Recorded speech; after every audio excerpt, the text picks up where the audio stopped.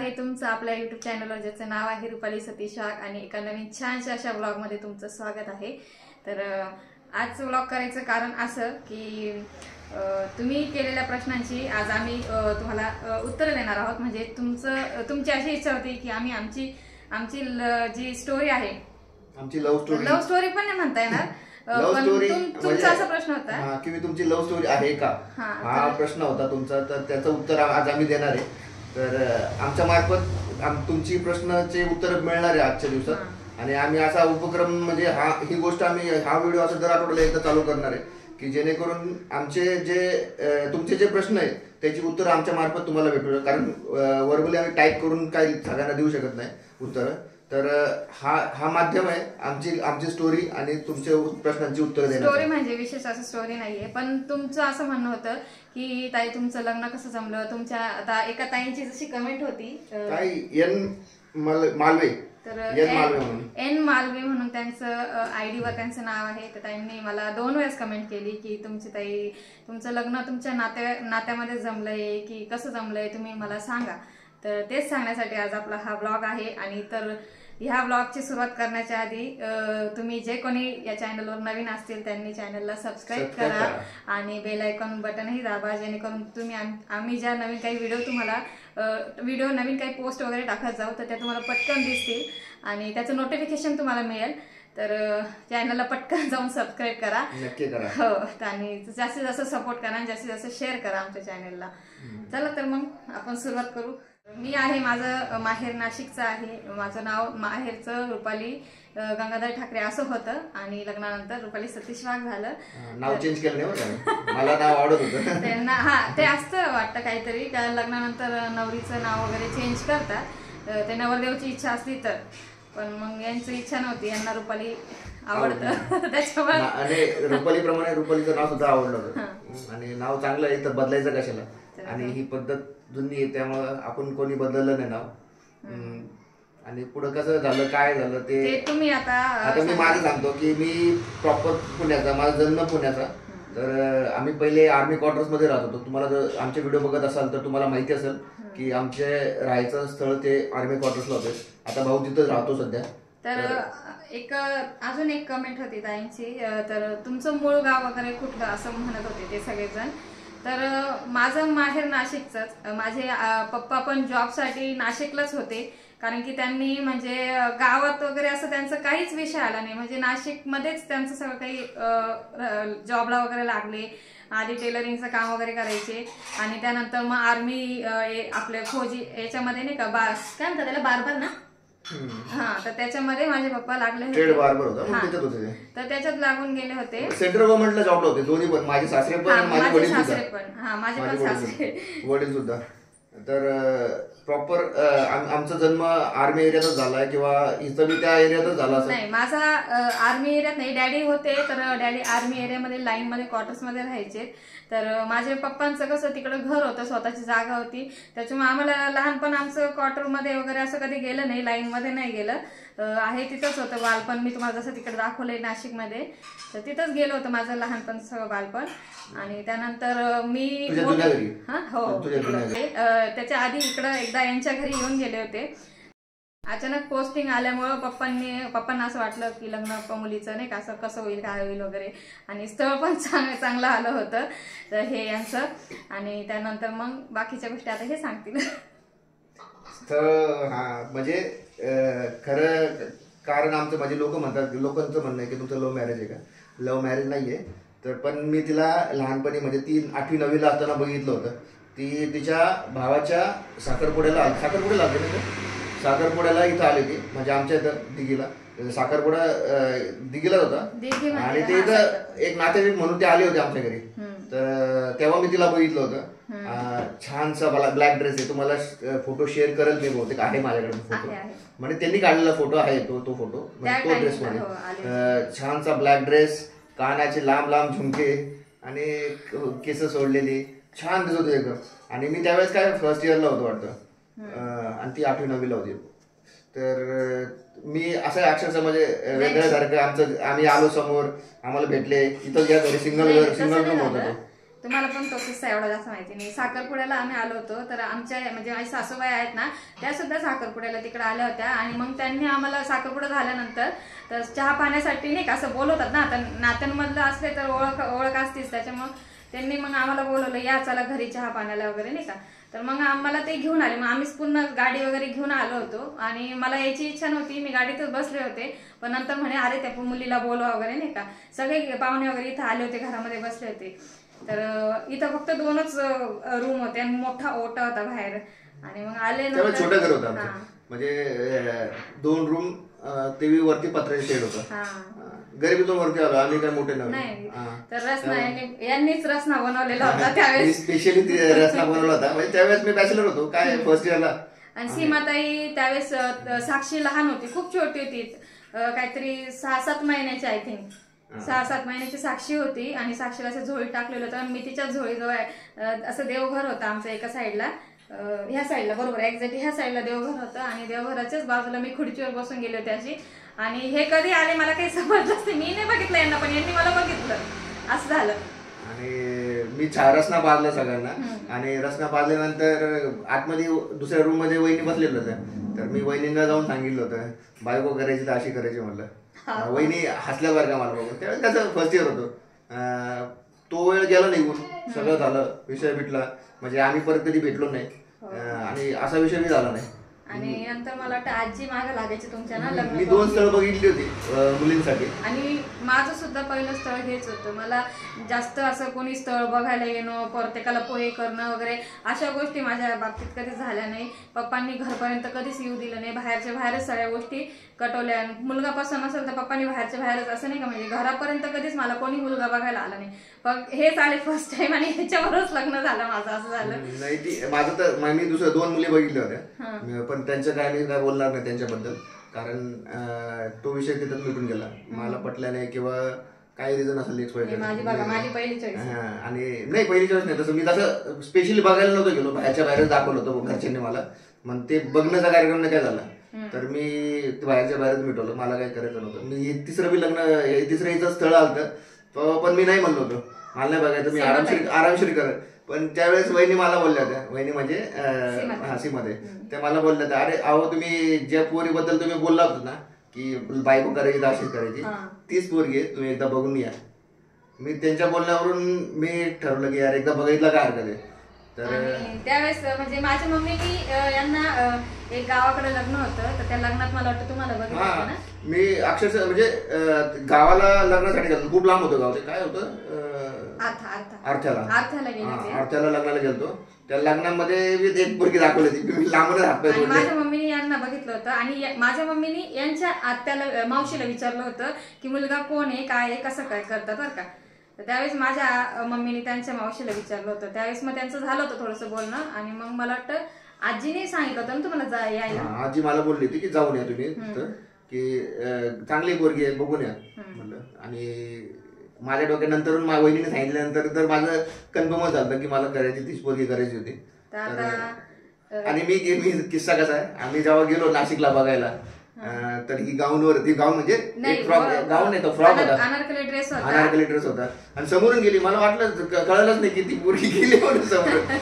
आणि मी काय नाही, मी कपडे धुते रिलॅक्स, माझे कपडे मम्मीला हेल्प करत होते, कपडे धुत होते. आणि पाठीमागच माझे मामा राहायचे, तर ते मामाची मुलगी आली, अगं हे तू कपडे धुते, तुला पाहुणे बघायला, तुला तयार होय ना म्हणणे, तुला पाहुणे बघायला आले. म्हणलं कोण पाहुणे? मग मी पप्पांना म्हणलं पप्पा चेंज करायचं का? माझे पप्पा म्हणे नाही, आहे तशीच उभी राहायची पोरीनी, साडी नाही, मला पप्पांनी साडी घालू दिली नाही, काहीच घालू दिलं नाही, आहे तसं जो गेटअप म्हणजे मी ज्या ड्रेसवर होते ना सकाळपासून त्याच ड्रेसवर मला पप्पांनी समोर उभी केली. पोरगी पसंत असेल तर करतील, नाही तर जाऊ, असं माझे पप्पा त्यावेळेस म्हटले होते बरं का. मग मी आहे तसंच उभी राहिले होते. आणि मग हे आले, हा मग माझ्या मम्मीने मला परदेशाचं दाखवलं, बघ मुलगा असे बसलेले होते एकदम. तर मग झालं, त्यावेळेस चहा वगैरे आणला, चहा वगैरे दिला आणि मग हे लोक मला वाटतं परत गेलते तुम्ही ना. मग मंशताईचं घर तिकडच आहे ना. विजूसाठी थांबलो होतो आम्ही. विजू माहिती आहे तुम्हाला, तो आमची आमचा साल्याच्या लग्नामध्ये आता फोटो होतो दोघं. माहिती विजय सोनवणे, माझ्या आत्याचा मुलगा, ज्योतिताईचे मिस्टर तो विजू. आणि सगळ्यांचं बोलणं झालं. आमचं म्हणणं होतं की ठीक आहे, आम्हाला पोरगी पसंत आहे, आणि आपण नंतर बोलणे वगैरे करू. मला वाटतं तर ते आपण बोलणे वगैरे करू नंतर असं ठरलं होतं की. आणि नंतरून ते म्हटले की थांबा थोडंसं, आमचा भाचा आहे भाचा आणि जावाई दोन्ही पण, तर ते येतील तुम्हाला, त्यांना बघायचं तुम्हाला. तर ठीक आहे म्हणलं, थांबलो आम्ही. आणि तो काहीतरी अर्धा पाऊण तासाने आला, तो भेटला आम्हाला. त्याच्या चेहऱ्यावर बघूनच कळून गेलं तर त्याला आम्ही पटलो होतो. आणि तो एकमेव माणूस असा आहे की तो प्रत्येक गोष्ट असं वाजवून घेतो, म्हणजे खूप वैचारिक माणूस आहे, म्हणजे त्याला लगेच माणसाची जाण येते. आणि त्याने बघितलं बरोबर आम्हाला पसंत केलं. आणि मलाच. तर त्याच्यानंतरची गोष्ट की आमचं बॉन्डिंग एवढं भारी झालं विजूचं माझं. खूप छान, खूप छान आहे. म्हणजे माणूस कोणावर भरोसा ठेवू शकतो तो माणूस आहे. आणि एक अजून सांगायचंय की नात्यातलं तुम्ही एक म्हटले ते कुठल्या नात्यातले आहे ते, म्हणजे जवळचं आहे का लांबचं आहे, तर इतकंही जवळचं नाहीये, पण एक रिलेशन म्हणजे मला माहिती आहे इतकं. आता मम्मी डॅडी नाही तर मम्मी डॅडींना विचारलं असतं डॅडी कुठलं आहे, पण डॅडी आहेत ना, डॅडी म्हणजे यांची आत्या, माझी आत्या सख्खी, यांची सख्खी आत्या, तर माझ्या माहेरकडून चुलत काकू लागते. तर हे असं नातं आहे, एवढं आहे. शक्यतो रिलेशन मध्येच करतो, नात्यामध्ये समाज म्हणतात तसं. आमच्या समाजात लग्न करतो आम्ही, बाहेर समाजात नाही. तर आता सध्या चालतंय, काय विषय नाही. एवढंच रिलेशन आहे, म्हणजे जास्त जवळचं पण आहे आणि जास्त लांबचं पण आहे. पण ते कॉन्सिडेंटली म्हणतो ना आपण, ते झालंय की असं नाही का आत्याचा मुलगा आहे का मामाचा मुलगा आहे तसं वगैरे काही नाही आमच्यामध्ये. आणि आमच्यामध्ये आत्याच्याच मुलाला देतात ना, देतात, मामाचं नाही राहत, तसं नाही राहत. मामाच्या मुलाला देतात. मामाचा मुलगा म्हणजे भाऊ सारखा असतो आणि आत्याच्याच मुलाला होतं ते. आणि हेच एवढंच नातं आहे का यांची आत्या ती माझी तिकडं माझ्या माहेरकडून चुलत काकू लागायची, आम्ही काकू म्हणायचो, असं नातं. तुम्ही गोगरगावचा जो बघितला असेल ब्लॉग, तो आत्याचा ब्लॉग आहे, ती आत्या माझी सख्खी आहे. तर नसेल बघितलं तर तो ब्लॉग नक्की बघा, ते गोगरगावचा ब्लॉग आहे. ती माझी आत्या आणि हिची काकू लागते. तर हे असं नातं आहे. आणि त्याच्यानंतर मग बघून झालं यांचं, हे मला बघून मग गेले बरं का मनशताईच्या घरी. मनशताईचं घर तिकडनं माझ्या मम्मीच्या घराच्या इथनं सातपूरला त्या राहतात. आणि तिकडनं मग हे घरी गेले शिवाजीनगरला. तर हे तिकडं घरी गेलेत. आणि घरी गेल्यानंतर मग दुसऱ्या दिवशी मला वाटतं आमच्या एक रिलेटिव्हचं लग्न होतं. दुसऱ्या दिवशी तिसऱ्या दिवशी दुसऱ्या दिवशी होतं. तर थांबले होते लग्नासाठी. साडीवर बघायचं होतं तिला. तर यांची लय हाऊस. माझी नाही आवडत होती. तर माझं काय माझं पटले होतं विषय. पण घरचे म्हणले होते भाऊ आता हाय ना लग्नाला, तुला साडीत बघायला भेटेल, तू सांगून दे त्यांना की बाबा साडीत बघायची म्हणून. तर त्यावेळेस ना मी कुठली साडी घालते तुम्ही तर सांगते. तर त्यावेळेस यांनी मला, मम्मीला आला होता फोन नाही का बस साडी घालून बोलवलेलं आहे. म्हणलं बापरे, मी साडी कधी घातलेली नाहीये. पप्पांनी मला लहानपणापासून कधीच साडी घालू दिली नाही.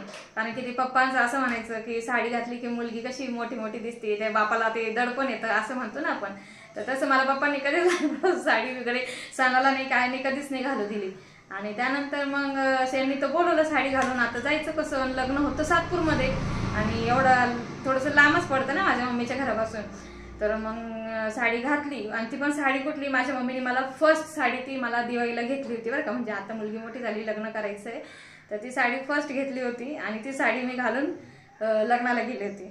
लग्नाचा किस्सा काय माहितीये का, लग्नात पंक्तीत आम्ही एकत्र जेवायला बसलो. एकत्र म्हणजे मी इकडच्या पंक्तीला, मी इकडच्या पंक्तीला असेल आणि ती तिकडे समोरच्या पंक्तीला होती. आणि मेन म्हणजे तिला कळत नव्हतं नक्की काय का चाललंय. तर मी तिला बघत होतो, बघून हसत होतो बरं काय. लहान म्हणजे ठीक आहे, कळत नव्हतं, काहीच समजत नव्हतं. तर इथून मी बघत होतो तिला, ती बघत होती माझ्याकडे, हा माणूस माझ्याकडे असा बघतो का. मी म्हणले हसतं काय माझ्याकडे बघून. हा ना, हसत होते माझ्याकडे बघून. म्हटलं बाई मी काही वेगळी दिसते की. मी माझी वहिनी सोबत आली, ती वहिनीला म्हणलं वहिनी मी काही वेगळी दिसते का वहिनी. वहिनी म्हण नाही रुपाली. म्हटलं हसता काय, तुम्ही काय हसत होते सांगा बरं. असंच मला हसत स्माईल होतो, मी खुश होतो तुला बघून.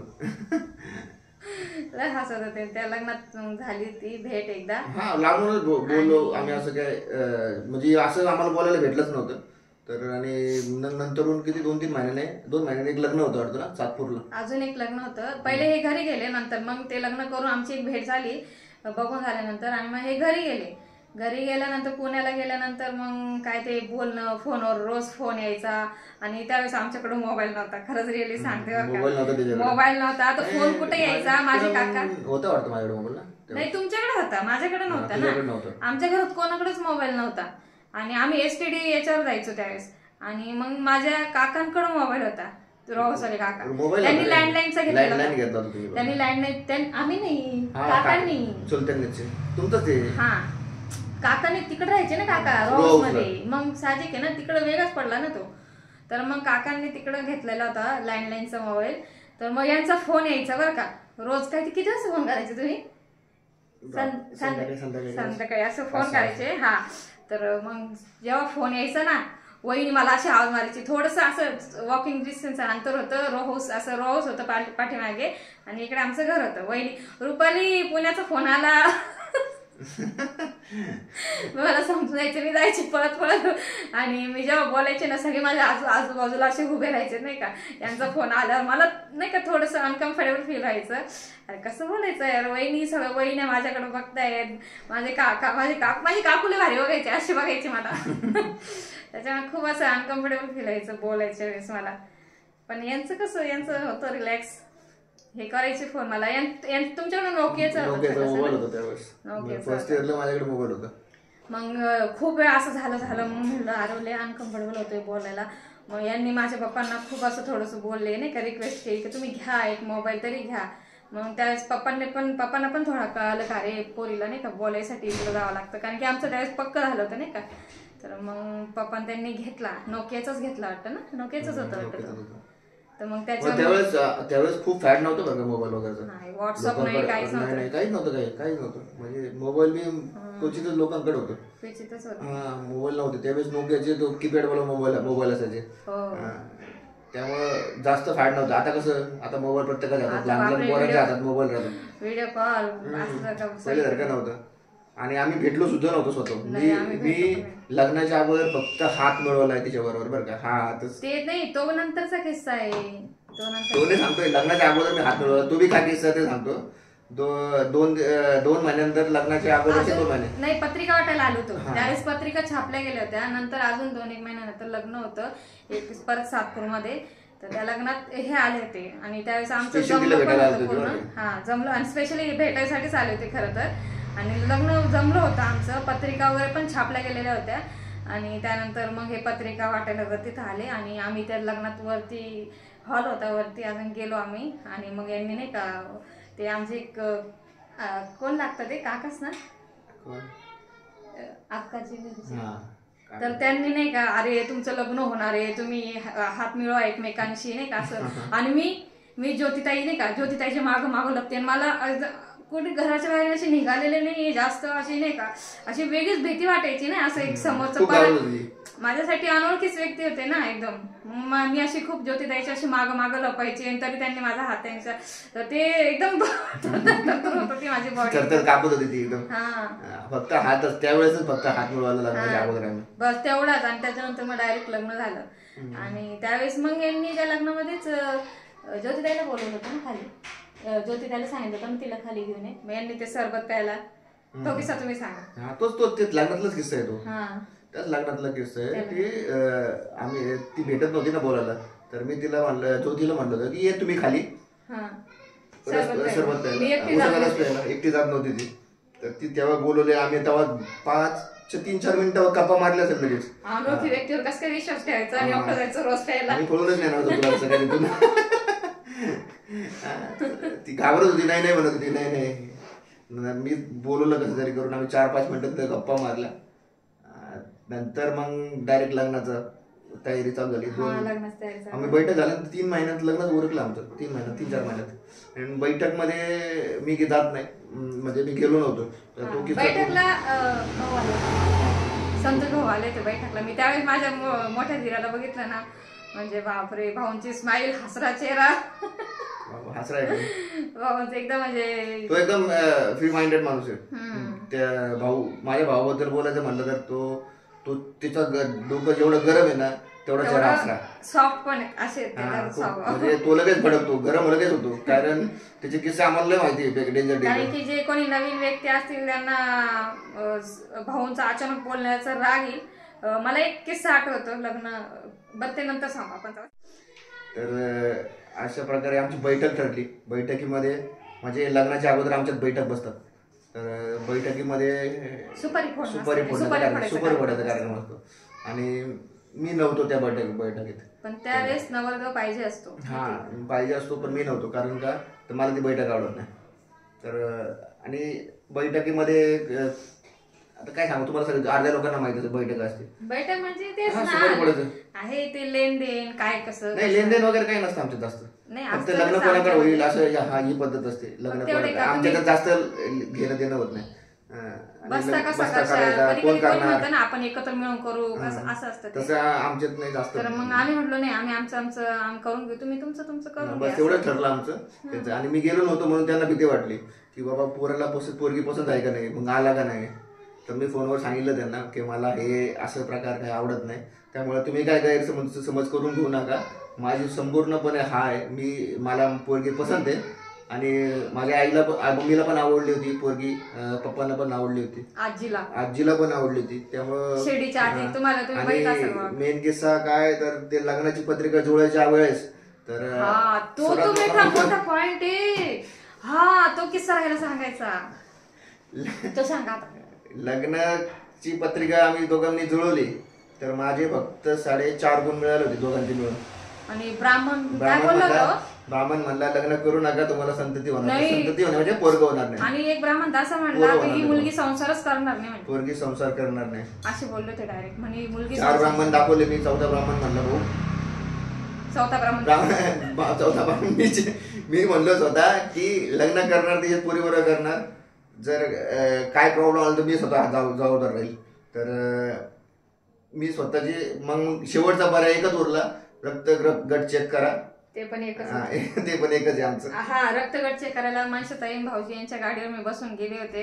तर तिथं पण एकच झालं की नाडी पण एकच होती आणि गुण पण मिळत नव्हते. असं बापरे, सगळे टेन्शन मध्ये आले नाही का. आता हे वयस्कर लोक कसं जास्त करून ब्राह्मण लोकांवर विश्वास ठेवतात ना, तर मग त्यांना सगळ्यांना असं काळजी वाटायला लागलं, अरे ही मुलगी संसार करणार नाही म्हणजे ब्राह्मण लोक असं म्हणतात ना, साहजिक आहे कोणाच्याही मनात येईल. तर मग खूप टेन्शन. पण यांनी जिद आडून बसले की मला नाही, मी लग्न करणार तर हिच्याशीच करणार असं म्हटले होते वाटते त्यावेळेस. नाही ते म्हणत कसं माहितीये का, आता एवढे 36 गुण मिळून पण लोकांचे डायव्होर्स होतात, भांडणं होतात. तर मग तुम्ही गुणाचा विश्वास का, ठीक आहे ते सगळ्यांचे प्रत्येकाचे मत वेगळे असतात. माझं मत वेगळं आहे, मी काय असं ब्राह्मण विरोधी नाही की बाबा ब्राह्मण म्हणलं त्याच्याच होत झालं पाहिजे असं काही नाही. भरपूर लग्न असे होतात की ज्यांना ब्राह्मण पण दाखवलं जात नाही, मग ती लग्न काय तुटतात का नाही. माणूस कसा आहे, माणूचा स्वभाव कसा आहे त्याच्यावर लग्न कसं राहतं ते टिकतं की नाही ते ठरतं. आमचा स्वभाव चांगला आहे आणि तुम्हाला स्पष्ट सांगतो की आमच्या आयुष्यभरात आमचं आता किती वर्ष झाले आपल्या लग्नाला? 15 झाले का? 15 वर्ष 15 कंप्लीट होतील, 15 वर्षात एकदा सुद्धा आमचं भांडण घराबाहेर गेलं नाही किंवा मनमुटाव असतात, रसू फुगे असतात ते होतात, त्याला काय प्रॉब्लेम नाही. ते छोटे मोठं खूप नॉर्मल, एकच दिवस टिकतो आमचा, बस दुसऱ्या दिवशी आमचं सगळं पण असं कधीतरी असं नेहमी नाही. कोणीतरी एक समंजसपणा दाखवला होऊन जातो, काय गरज नाही तुम्हाला भांडणं करायची. कोणीतरी एक समंजसपणा मीच असतो समंजसपणा दाखवायला. म्हणजे बघा आता भांडणं करतील बरं काय, भांडणं वगैरे करत नाही, भांडण नाही होत आमच्यामध्ये कधीच. असं मोठं असं सिरियस झालं का मी तुम्हाला आता जाते सोडून जाते वगैरे असल्या पद्धतीचे कधीच भांडणं नाही. नॉर्मल झालं पण नाही, मी त्यांना समजून घेते, ते मला समजून घेतात. नात्यामध्ये एवढंच अंडरस्टँडिंग म्हणतो ना आपण, ते आयुष्य छोटं आहे, प्रेमाने जागा आयुष्यभर हीच कामाला येणार आहे आणि ते पण मला समजून घेतात. बघितलं असेल तुम्ही व्हिडिओच्या माध्यमातून, माझी हाऊस होती अशी व्हिडिओ करायची. त्यांनी बघितलंय ना, म्हणजे मी जसं लहान कधी बाहेर निघले नाही इथून बस स्टॉप सुद्धा गेली नाही स्वतःहून एकटी. मी एक वेळेस तिला बाहेर सोडलं होतं, ते तुम्ही पिक्चर मूवी बघितलं ना त्या, आता 15 वर्षानंतर पहिल्यांदा ती मला सोडून बाहेर गेली. ते पण कुठं मला कुठं सोडायला आलते, ती बी मंगलाला सोडायला, म्हणजे थिएटर पर्यंत सोडायला आले होते. पण तिकडनं येताना मला तरी त्या गीतांजली ताईंनी बसून दिलं होतं. म्हणजे बघा, मग तिने आयुष्य कधी बघितलंच नाही, तर माझ्या मार्फत ती जगू शकते या व्हिडिओ मार्फत. तुमच्यापर्यंत पोहोचू शकते, तिला आवडतं, तिची आवड आहे आणि याच्यात काय वाईट आहे. आम्ही असे कुठलेही व्हिडिओ बनवत नाही जेणेकरून समोरच्याला त्याची लाज वाटेल किंवा आम्हाला लाज वाटेल. तर याच्यात घाबरायचं काय. बाकी आपण म्हणतो ना आई वडिलांच्या घरी आपण हाऊस मौस नाही करू शकत, होत नाही आणि खरंच होत नाही. आई वडिलांच्या घरी पण आपल्याला मुलीला धाकातच राहावं लागतं. अरे असे कपडे घालू नको, तसे कपडे घालू नको, इकडे जाऊ नको, केस मोकळे करू नको. पण आता लग्न झाल्यानंतर असतो ना नवरा आपला, आपण कुठं असं एकदम वेगळं तर नाही, हद्द तर नाही पार करत ना आपण. नवरा जसं म्हणतो आपण तसंच राहतो ना, त्याच्यामुळं दुनियेचा विचार करायचाच नाही आता जास्त करून. आणि कपडे म्हणाल तर आपण कधीच असे कपडे घालत नाही म्हणजे जेणेकरून लोकांना ते बघून त्रास वाईट वाटेल किंवा दुःख वाटेल असे कधीच नाही. हाऊस मौज कुठं करणार. आता तुम्ही म्हणाल की आता आमच्या कुठल्याच व्हिडिओमध्ये तुम्हाला असे प्रकारचे ड्रेसेस दिसणार नाही की जेणेकरून साडीच असतील. फक्त माझं एक आहे की ऑफिसच्या जेव्हा ट्रिप असतात ना तर त्यावेळेस आता आपण जिथं ज्या माहोलमध्ये आपण गेलो तर त्या माहोलनुसार कपडे घालावं लागतात. त्यामुळे कपड्या बाबतीत तर नाही मी कधी हे केलं. मला जे पटलं नाही तिला बी पटत नाही त्या गोष्टी. त्यामुळे त्यांनी सगळी हाऊस केली माझी, सगळी. मी सुद्धा त्यांच्या म्हणण्यानुसार वागते, ते जसे म्हणतात मी तशीच वागते. मी सगळ्यांना एक सजेशन देतो, अगर तुम्हाला जर वाटत असेल ना की आपल्याला प्रत्येक गोष्टी अपोज केल्या जातात तर काही गोष्टी नवऱ्याच्या आहे का, काही गोष्टी बायकोच्या आहे का. थोडंसं मॅच्युरिटी ठेवली दोघांमध्ये तर संसार खूप सोपा जातो आणि चांगला जातो. आणि मेन म्हणजे तुमची जी भांडणं होतात त्या गोष्टीमुळे तर ते होणार नाही. आणि हे आपण दोघंच राहू शेवटपर्यंत, कोणी येत नाही. बाकीचे सगळे बोलायला बोलतील पण कोणी येणार नाही. पण शेवटपर्यंत घरचे असतात, परिवार आहे, सगळेजण आहे. पण जेव्हा खरंच गरज असते ना जवळ तीच व्यक्ती असते, नंतर ते येतीलच. तर तुम्ही या गोष्टीचा विचार करा, चांगली गोष्ट आहे. तर अजून काय सांगायचं आहे का. हा कमेंट बद्दल मला खूप सांगायचं आहे. खूप लोक कमेंट करतात की तुम्ही कोण आहात, तुमचं. तर आम्ही आहे म्हणजे तुम्ही म्हणत होते ना तुम्ही कुठले ते काय म्हणत होते, माळी समाज. ओके, नाव काय त्यांचं. त्या नाव आपण बोललो नाही का, मागच्या व्हिडिओ मध्ये बोललो वाटतं त्यांचं. बोलले का मी. तर माळी समाज नाही, आम्ही हिंदू नावी आहे. तर माळी समाज नाही, आम्ही हिंदू नावी आहोत. तर आमचं मूळ गाव खानदेश आहे. खानदेश म्हणजे डोंगरगाव साईडला. तर मी पण आयुष्यात कधी डोंगरगावला गेलो नाही. माझ्या वडिलांचा जन्म तिथं झालाय, तर ती तिथून लहानपणी तिथं आले आणि त्याच्यानंतर आमचं वास्तव्य इथंच आहे. माझा जन्म इथंच पुण्याचाच आणि लहानपणापासून आम्ही पुण्यातच आहे. तर मी अजून सुद्धा गावाला गेलो नाही. डोंगरगाव आहे कुठं आहे ते माहित नाही मला, वडिलांना माहिती आहे. आणि हीच तर तुम्हाला आता त्यांनी सांगितलं नाशिकच. आणि अजून कुठल्या गोष्टी आहे. खूप असे रेग्युलर कमेंट करणारे लोक आहे. तर त्यांनी प्रश्न काही विचारला नाही पण असं कॉम्प्लिमेंट देत राहतात की, आणि छान वाटतं आम्हाला कॉम्प्लिमेंट वाचून सुद्धा. खूप छान वाटतं. करत जा तुम्ही सगळ्यांनी, असं सपोर्ट करा आम्हाला. आणि अशा प्रकारे आमचं लग्न झालं होतं 29 एप्रिलला 2008 मध्ये आमचं लग्न झालेलं आहे का हो. चांगलं झालं का लग्न करून, मस्त वाटलं. तर 2008 मध्ये लग्न झालेलं आहे. आणि आता त्यानंतर 2 आमच्या चिल्ल्या पिल्ल्या आलेल्या आहेत. मी दोन तीन कमेंट वाचून दाखवतो, म्हणजे सगळ्यात वाचता येणार नाही मला. की मानसी इंदे म्हणून आहे, तुम्ही दोघं खूप गोड आहात दादा वहिनी.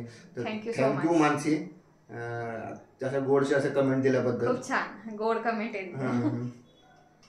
आणि सायली वाडकर म्हणतात ताई बिर्याणीची रेसिपी दाखवा प्लीज. तर आता आम्ही ब्लॉग केलाय तर तुम्हाला टाकू. पण याच्या अगोदर पण बिर्याणीचा ब्लॉग टाकलाय आम्ही. तर हेच्या अगोदर तुम्हाला बघायचा असेल तर तो ब्लॉग नक्की बघा. आणि अजून कोण आहे, पूजा साळवे. आम्ही पण मुंबईला राणीच्या बागेत गेलो होतो. आम्ही पण मुंबईच्या राणीच्या बागेला गेलो होतो. तिथे पण अशीच गर्दी होती, तिकडे पण काढलं होतं. मग आम्ही न बघता वापिस आलो. त्या दिवशी संडेचा दिवस होता, सगळा मूड ऑफ झाला. ओके. पूजा साळवेताई, पूजा साळवेताईंनीच ही कमेंट केली होती. ते आम्ही आता गेलो होतो ना ॲक्वेरियम मध्ये, तर त्यावेळेस त्या व्हिडिओ ब्लॉगला त्यांनी कमेंट केली की आमचा मूड, मुलींचा मूड ऑफ झाला होता ना, तर त्यांचा किस्सा सांगत होत्या, त्या मुंबईला राहतात म्हणून असं. तर थँक्यू ताई, तुम्ही इतक्या छान असं वेळ काढून इतक्या छान कमेंट करतात आम्हाला, तर धन्यवाद. प्रिया महाजन म्हणून आहे, ते पण म्हणतात खूप छान आहे ब्लॉग. प्रिया महाजन आहेत त्या म्हणताय खूप छान ब्लॉग होता. थँक्यू सो मच प्रिया ताई. आणि मनीषा शिंदे म्हणून आहे, मनीषा शिंदे म्हणतात खूप छान ब्लॉग होता, मस्त फॅमिली, एक number family. Thank you so much. Thank you so much तुमच्या अशा गोड कमेंट बद्दल. शिवन्या शिवन्या आली ती मध्येच. आणि काय वर्षा कांबळे, हे वर्षा कांबळे ताई आहे ना, या रेग्युलर कमेंट करतात बरं काय आम्हाला, छान छान कमेंट असतात त्यांच्या. थँक्यू ताई तुमच्या कमेंट बद्दल. आणि अजून कोण कोण आहे, अजून एक भाऊ आहे, काय नाव त्यांचं, ते दादा आहेत. ते त्यांचं ते पहिले ते कुठले, ते दादांचं नाव महेश माथाडी. महेश दादा आहे ते, महेश दादा म्हणून आहे. ते नेहमी कंटिन्यू आमचे ब्लॉग बघतात. आणि त्यांनी एकदा अशी कमेंट पण केली होती की तुमचा ब्लॉग बघताना काहीतरी मूवी बघल्यासारखं फील होतं नाही का सर, तर त्यांना आवडतो. महेश माथाड म्हणून काय नाव काय पूर्ण महेश माथाड वाटतं. तर ते थँक्यू सो मच दादा, तुमचे कमेंट असे करत राहतात प्रत्येक वेळेस आम्हाला. आणि तुलसी चव्हाण ताई पण आम्हाला रेग्युलर कमेंट करतात, खूप एन्जॉय करतात, खूप आवडते. त्या आम्हाला इन्स्टावर पण फार कमेंट करतात वगैरे, किंवा आमच्या व्हिडिओ लगेच लाईक करतात. शिवण्याने आळे धरून आणली. मेलेली बाळा ती नाही, जिंदा आहे. काय नाही, असे फोल्ड कर आणि डस्टबिन मध्ये टाकून. आणि अजून एक आहे धनश्री पाटील म्हणून, खूप छान ब्लॉग होत असतात तुमचे. लग्न पण खूप छान झालं. तुम्ही जर लग्नाचा ब्लॉग नसेल बघितला असेल तर नक्की बघा ब्लॉग आमचा. माझ्या भावाचं लग्न होतं. तर आता आम्ही सगळे का कमेंट वाचू शकणार नाही तुम्हाला, आणि ज्यांनी कमेंट दिल्या आणि आम्ही त्यांना उत्तर देऊ शकलो नाही तर त्यासाठी क्षमस्व. तुम्हाला इथूनच आम्ही रिप्लाय म्हणून देऊ. आम्ही वाचतो कमेंट, तर तुम्ही नक्की, आम्ही खाली टिक करतो वाचलेल्या कमेंटला. नाही, मी लगेच जितकं मला जमतं तितकं मी रिप्लाय करायचा प्रयत्न करते. थँक्यू म्हणते. आणि असं काही नाही की तुमची कमेंट वाचत नाही, आम्ही वाचतो. उत्तर न दिलं तर त्याच्याबद्दल राग मानू नका. अशा प्रकारचा व्लॉग आम्ही दर रविवारी करणार आहे. तुमचे कमेंट आणि आमचे आवडत्या गोष्टी, म्हणजे जशी मन की बात आहे तशी दिल की बात होणार आहे आपल्याबद्दल. तर आमचे व्लॉग आमचे रेग्युलर बघत राहा आणि नक्की कमेंट करा, लाईक करा. आणि ज्यांनी कोणी आमच्या चॅनलला सबस्क्राईब केलं नसेल तर नक्की सबस्क्राईब करा. आता पुढच्या शनिवारी तुम्हाला कुठला व्हिडिओ बघायला आवडेल, आपला ब्लॉग बघायला आवडेल, ते पण आम्हाला पटकन कमेंट्स करून सांगा. का पुढच्या शनिवारी मन की बात मध्ये कुठल्या टॉपिकवर आपण बोलायचं तर त्याविषयी आपण बोलू शनिवारी. दिल की बात आपली. तर आज भोगी आहे, तर भोगीच्या सर्वांना खूप खूप शुभेच्छा सर्वांना. आणि उद्या आहे मकर संक्रांतीच्या तुम्हाला ऍडव्हान्स मध्ये हार्दिक शुभेच्छा. तिळगुळ घ्या, गोड गोड बोला आमच्याकडून पण आणि आमच्या पूर्ण फॅमिलीकडून पण. तुमच्या सगळ्यांना आणि तुमच्या सगळ्या परिवारांना तिळगुळ घ्या, गोड गोड बोला आणि मकर संक्रांतीच्या खूप खूप शुभेच्छा. चला मग भेटूया परत शनिवारचा एक छान असा व्लॉग होईल. तर दिल की बात हे लक्षात राहू द्या आणि तुम्हाला पॉइंट तुम्ही सुचवून ठेवा. तर त्या टॉपिकवर आपण बोलूया. चला मग, बाय बाय.